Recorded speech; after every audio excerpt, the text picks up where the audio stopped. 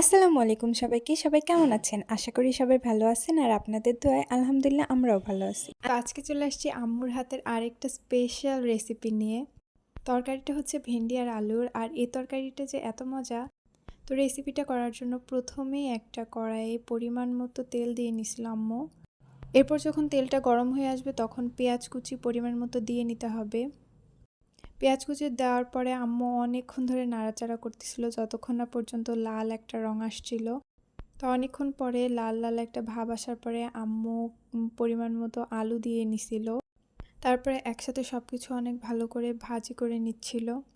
এরপর আম্মু অনেক ধরনের মশলাপাতি একসাথে বেটে রাখছে। এখানে আছে সরিষা বাটা, আদা বাটা, জিরা বাটা, মরিচের বাটা, হলুদের গুঁড়া। তো সব কিছু একসাথে ঢেলে আম্মু আলুর সাথে মিক্স করে নিছিল। এরপরে কিছুটা পানি ঢালছিল। কিছুক্ষণ নাড়াচাড়া করার পরে আম্মু ভেন্ডিটা ঢেলে দিছিল। সবগুলো একসাথে অনেক সুন্দর করে মিক্স করতেছিল। পুরো মশলাপাতিটা যেন অনেক ভালোভাবে মিক্স হয় তার জন্য আম্মু অনেক ভালো করে নাড়াচাড়া করে নিচ্ছিল। সো অনেকক্ষণ ধরে নাড়াচাড়া করার পর আম্মু পরিমাণ মতো পানি দিয়ে নিয়েছিল এবং অনেকক্ষণ আঁচে রাখছিল।